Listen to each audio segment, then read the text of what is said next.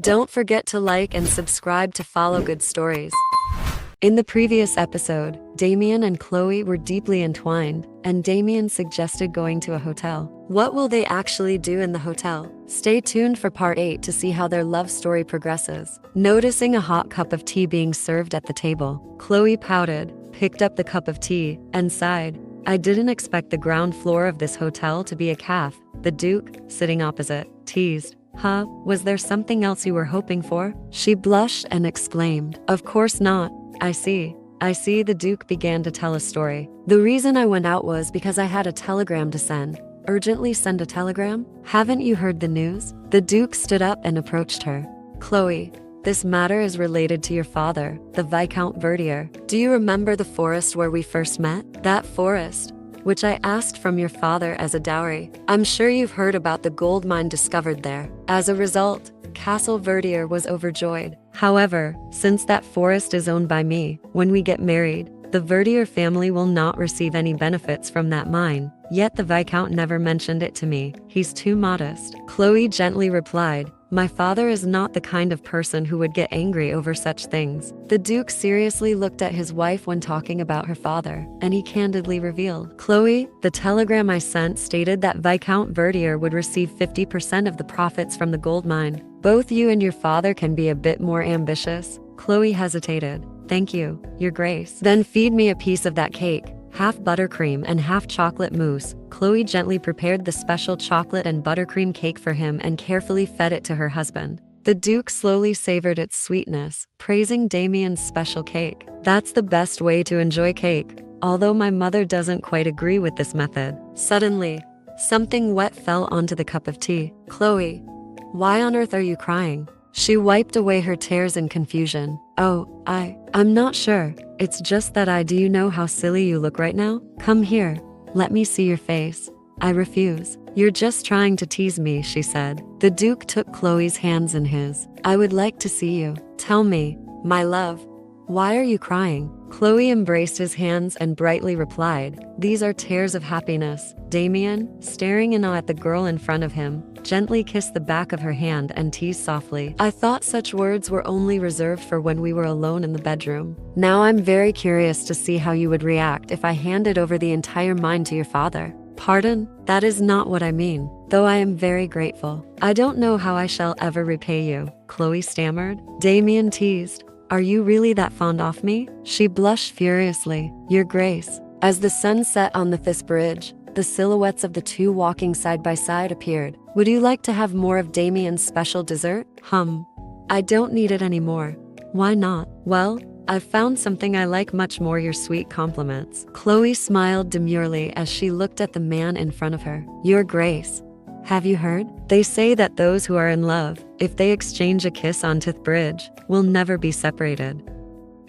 A few days later, at a theater in Swan, musicians were playing accompaniments for Julian W.'s performance. This event was sponsored by the Duke, simply because he loved music. Count Wise inquired, do you enjoy music as well, madam? Chloe cheerfully replied, oh, I love music. I used to play the piano quite often when I was in the Verdier family. Oh, my. Now I'm curious. That's enough, Wise. Stop bothering my wife. Bothering? I was just trying to relax her, he said. From behind, someone approached. It's been quite a while, hasn't it, my dear cousin? Your Highness, I trust you have been in good health? Johann ignored everyone around him, staring intently in one direction. The Duke remained seated, neither standing nor saluting the prince, not even glancing in his direction. My belated congratulations on your marriage, Duchess, he said. Chloe bowed respectfully. I was deeply humbled to receive the royals' family congratulatory message. Damien suddenly took her hand.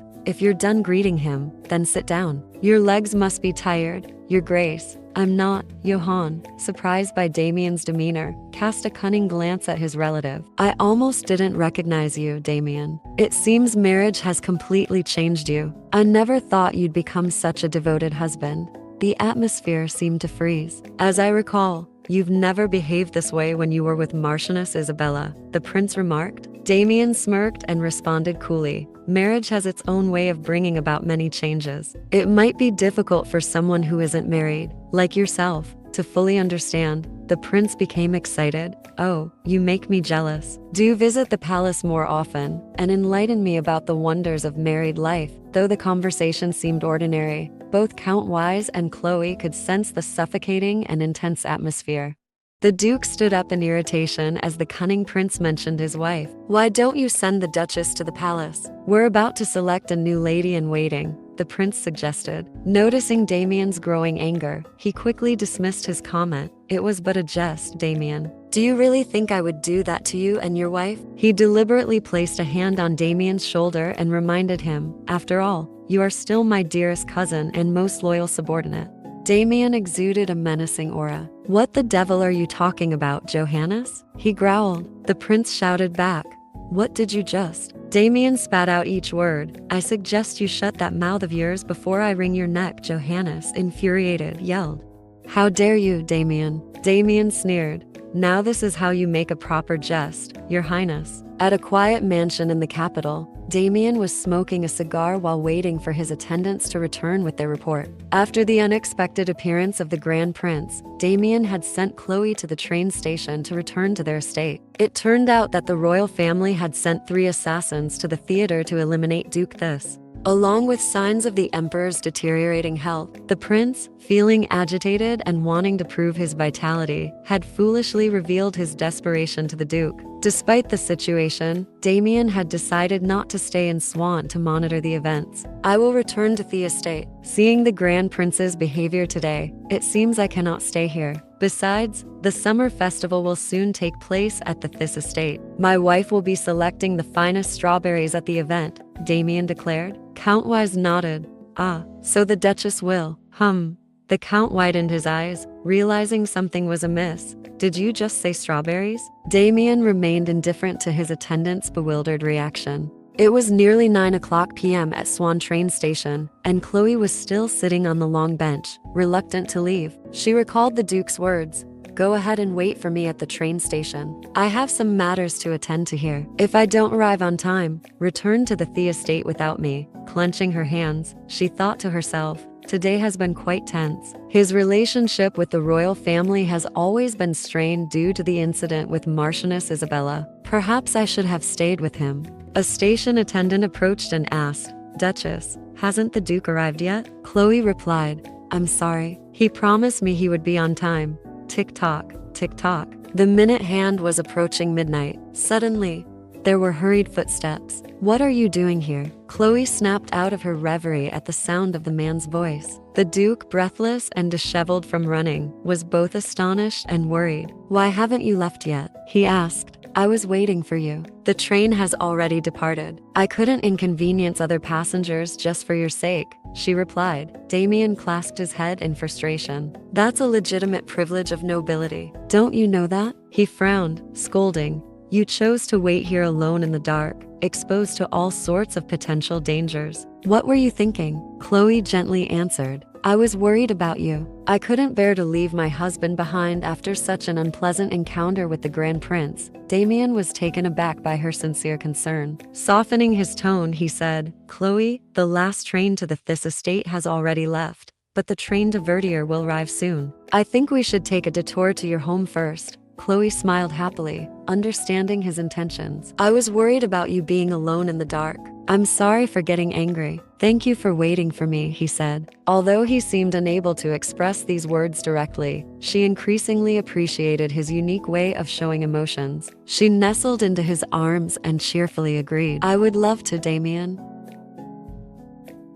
On the night train heading to the Verdier estate, the couple shared a passionate kiss in the first-class cabin. Damien smiled warmly at the girl before him, thinking, just as my ambitions are within reach, I board the train to win your heart. The Duke, like a child, whispered in his wife's ear, Chloe, you must know how much I love you. She blushed and praised him. Sometimes you are surprisingly gentle, Damien. My mother was right, he said. The Duke gazed lovingly at his wife, secretly thinking, but she doesn't need to know the dirty details of this matter. At the Verdier estate, Chloe's father was writing a letter to her. He couldn't hold back his tears as he saw his daughter depart with her husband. The old father was very happy to see his eldest daughter marry such a good man. Not only that, his second daughter, Alice, also brought him joy by safely giving birth to his grandchild at the This mansion.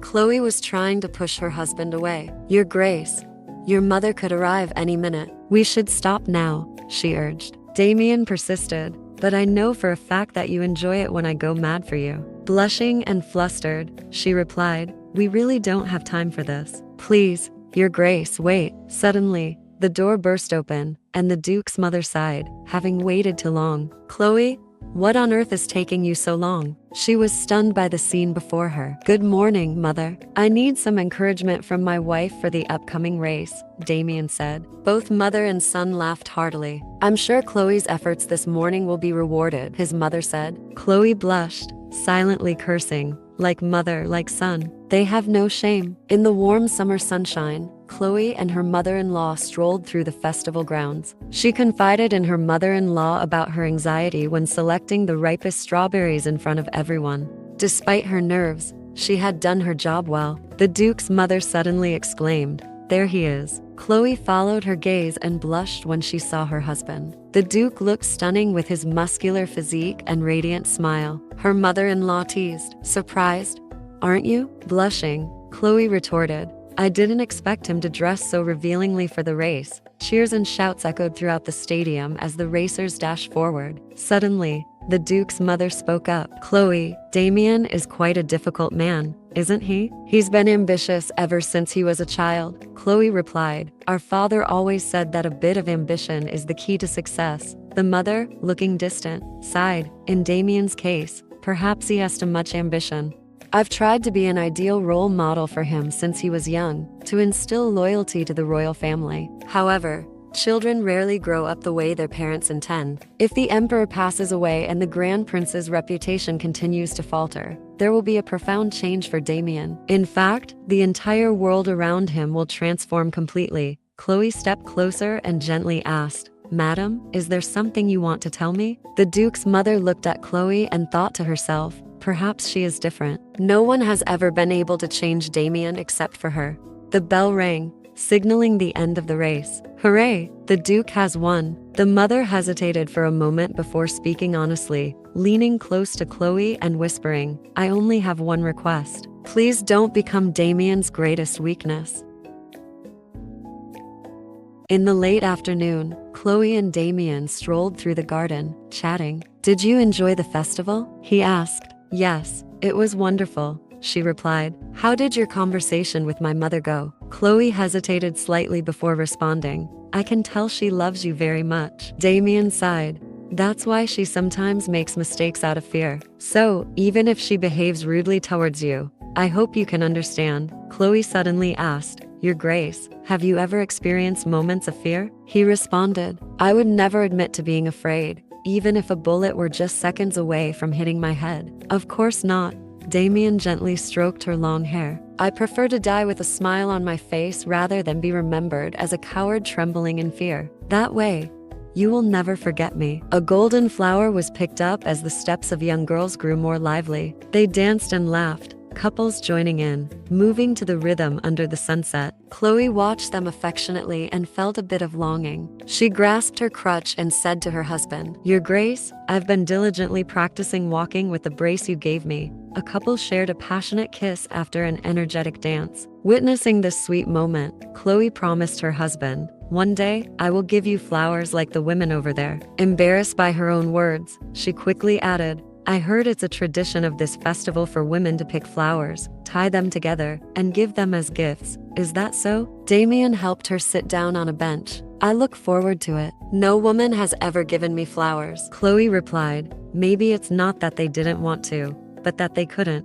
Why? He asked. Covering her mouth, she answered, Their lives could be ruined if they touched an aspect of you they shouldn't. Damien, dissatisfied, asked, Why do you think I would ruin a woman's life just because she expressed her feelings for me? How ridiculous. What kind of man do you think I am? Chloe's cheeks flushed slightly as she looked at her husband's angry face. Who is this man I married? When we first met, I was sure I had met the most arrogant man in the world. Our first kiss was like a wave crashing against the rocks, and the proposal was more of a threat than a promise. Do you know how many times my world has been turned upside down since meeting you? I fear what else might happen to me if I stay by your side. Yet, even so, I still...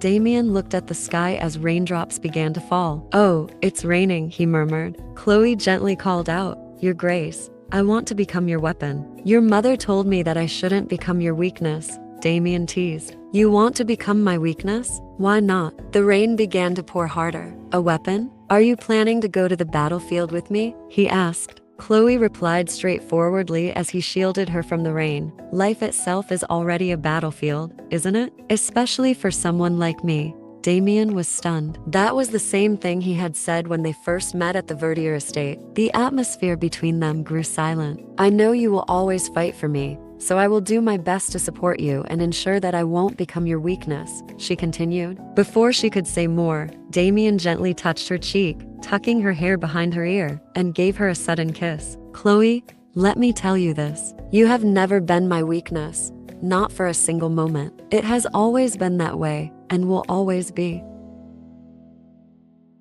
Watching the couples enjoying the summer rain, Damien turned to his wife and asked, Do you know that many people in the Thea estate have birthdays close to each other? Chloe replied, Their parents must have fallen in love during the summer solstice festival, right? Exactly. Love spreads easily. So, my wife, he said, using noble etiquette to invite her to dance, as Duke and Duchess, we must set an example for them. Chloe left her crutch behind once again. The festival attendees focused their attention on the Duke and Duchess. Embarrassed, Chloe said, I feel so shy. I've never danced in front of so many people before. Besides, my dancing skills aren't very good. I know they'll laugh at me. Damien reassured her. Chloe, no one will dare to laugh at you as long as I'm by your side. With that, he lifted her up like a small kitten. How do you feel now? Less shy? Chloe looked away, but accepted his guidance. Their hands intertwined as Chloe's tentative steps in the rain made her hesitant. Her weak leg, unaccustomed to dancing, gave way, and she fell. Damien caught her and asked,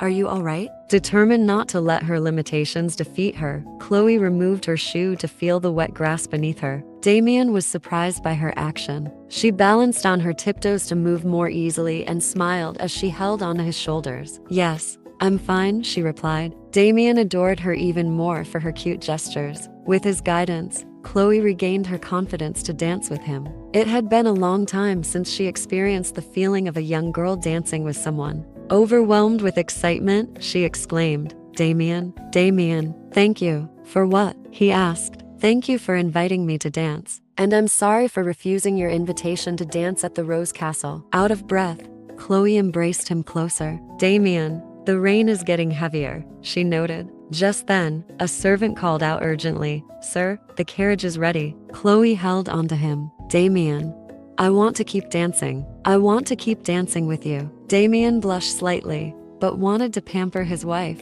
All right, Chloe, dance with me, he said, taking her hand once more. Under the pouring rain, a carriage was swiftly heading back to This's manor. Amid the sounds of pleasure, Damien whispered in his wife's ear, Move only for me, and just for me. He kissed her soft skin, their reflections on the carriage walls showing their deep desire to become one. They truly shared passionate moments in the carriage on their way home. My love, Your Grace, Damien's wife had said last night in the carriage. With a teasing smile, Damien reminded his wife of her words. Chloe responded, When did I say that? He gazed at her lovingly and replied, Just now. The two continued their intimacy in the beautiful early morning. 3 months later at Burstwood Castle, Chloe was overjoyed upon hearing news from a servant. Are you certain? She asked excitedly. Yes, Your Grace. The Duke has returned, the servant confirmed. She turned warmly to her husband when she heard the announcement. Your Grace, I have something to tell you, she began, but Damien interrupted with a cold tone. Chloe, the Emperor has passed away. This information is still secret,